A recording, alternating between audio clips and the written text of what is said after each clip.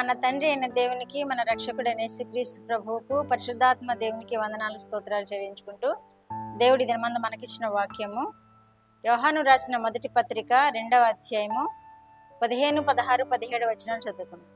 ఈ లోకమునైనను లోకములో ఉన్న వాటినైనను ప్రేమింపకుడి. ఎవడైనను లోకమును ప్రేమించిన ఎడల తండ్రి ప్రేమ వానిలో నుండదు. లోకములో ఉన్నదంతయు అనగా శరీరాశయు, నేత్రాశయు, జీవపు డమ్మమును తండ్రి వలన పుట్టినవి కావు. అవి లోక సంబంధమైనవే. లోకమును దాని ఆశయు గతించిపోవచ్చున్నవి గాని దేవుని చిత్తమును జరిగించువాడు నిరంతరమును నిలుచును. దేవుడి వాక్యం ద్వారా మనల్ని దీవించునుగాక. అపోస్తుడైన యోహాను ఈ మాటలు మనకు తెలియజేస్తున్నాడు. ఈ లోకమునైనను లోకంలో ఉన్న వాటినైనను ప్రేమింపకుడి అని తెలియజేస్తున్నాడు.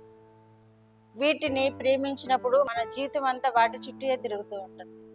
ఈ లోకమునైనను లోకంలో ఉన్న వాటినైనను మనం ప్రేమించినప్పుడు మన మనసంతా వాటి చుట్టూనే తిరుగుతూ ఉంటుంది.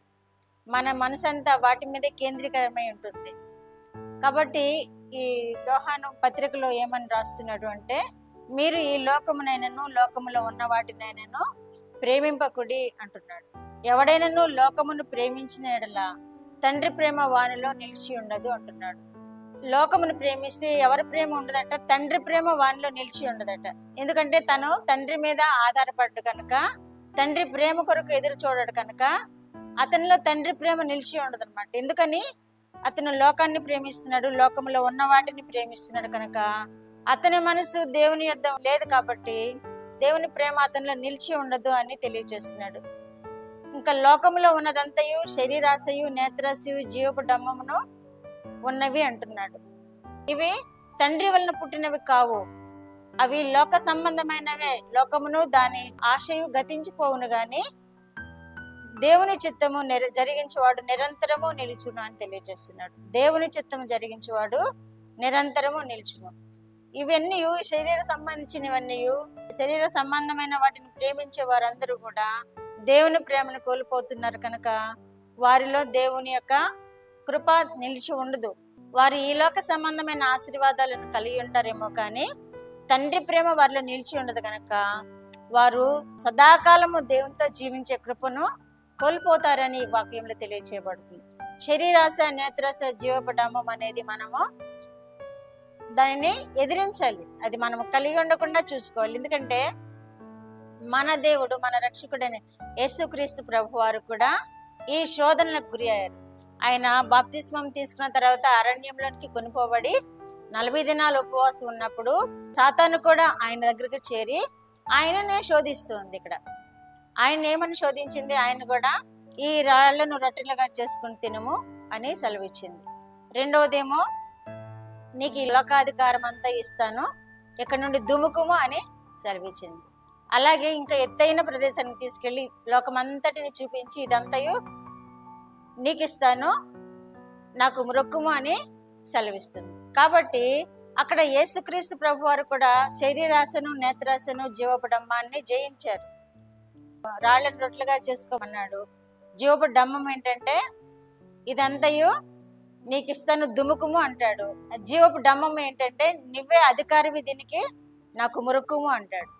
యేసుక్రీస్తు ప్రభు వారు ఈ మూడిటిని ఎదిరించాడు. సాతాన్ని ఎదిరించగలిగాడు దేవుడు. ఆ దేవుని ప్రేమ మనలో నిలిచి ఉంటే మనము కూడా ఆ సాతాని క్రియలను ఎదిరించగలుగుతాం. శరీరాశను, నేత్రాశను, జీవపు డమ్మాన్ని మనం కూడా ఎదిరించగలుగుతాము. కనుక యేసుక్రీస్తు ప్రేమను మనలో ఉంచుకునే విధముగా మనం ఆయన్ని సేవిస్తూ ఉండాలి. యేసుక్రీస్తు ప్రేమ మనలో ఎల్లవేళలా నిలిచి ఉండేలాగన ఈ శరీరాశ, నేత్రాశ, జీవపు డమ్మాన్ని మనము జయించలాగన యేసుక్రీస్తు ప్రేమలో మనము నిలిచినప్పుడు ఆయన ప్రేమ మనకి సదాకాలము శాశ్వతమైన కృపనిచ్చే ప్రేమగా ఉంటుంది.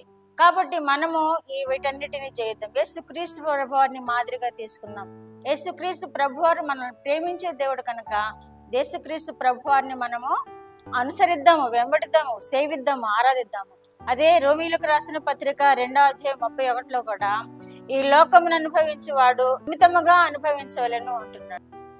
కాబట్టి ఈ లోకమును ఎక్కువగా ప్రేమించకుండా మితముగా ప్రేమించాలి. ఈ లోకంలో ఉన్నవాడు అమితముగా లోకాన్ని ప్రేమిస్తాడు, ఈ లోకానుసారంగా జీవించేవాడు అమితముగా లోకాన్ని ప్రేమిస్తాడు. కానీ యేసుక్రీస్తు ప్రభువులో జీవించేవాడు మితముగా లోకాన్ని ప్రేమిస్తాడు కాబట్టి, యేసుక్రీస్తు ప్రేమ తనలో నిలిచి ఉంటుంది కాబట్టి అతను సదాకాలము దేవునితో జీవిస్తూ ఉంటాడు. శాశ్వత కాలము దేవుని కృప అతను పొందుకుంటాడు. కాబట్టి వినిచిన బిడ్డలందరూ కూడా శరీరాశ, నేత్రాశ, జీవపు డంబమును కలిగి ఉండక వాటికి లోబడక మన యేసుక్రీస్తు ప్రభువారు మనకు జయమిచ్చులాగన, ఆయన ప్రేమలో మనం నిలిచి ఉండేలాగన సాతాన్ని ఎదిరిద్దాము. సాతాన్ యొక్క చిక్కులన్నిటినీ తప్పించుకుందాము. మనము జయ జీతం జీవిద్దాము. అట్టి కృప వినిచిన బిడ్డలందరూ కలిగి ఉందరు గాక. ప్రార్థన. మా దేవా, మా ప్రియ పరలోక ప్రభువా, మీ పరిశుద్ధ పాదములకు వందనాలు, స్తోత్రాలు. మా రక్షకుడు అయిన యేసుక్రీస్తు దేవా, మీకు వందనాలు, స్తోత్రాలు. పరిశుద్ధాత్మ దేవా, మీ స్తోత్రాలు.